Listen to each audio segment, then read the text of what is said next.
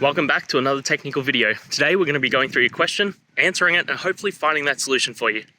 Guys, remember to stay just a little bit crazy like me, and hopefully you get to that resolution. Now, let's continue on to the video.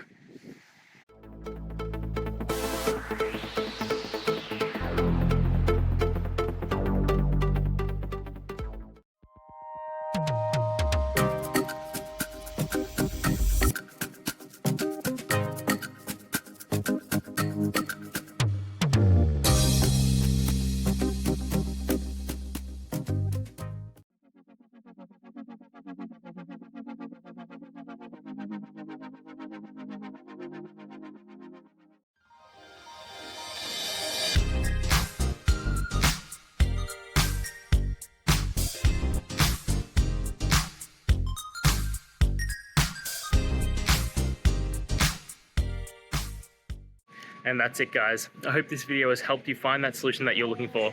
If it did, please hit the subscribe button. I'd really appreciate it. And until next time, I hope you have a good one. Cheers.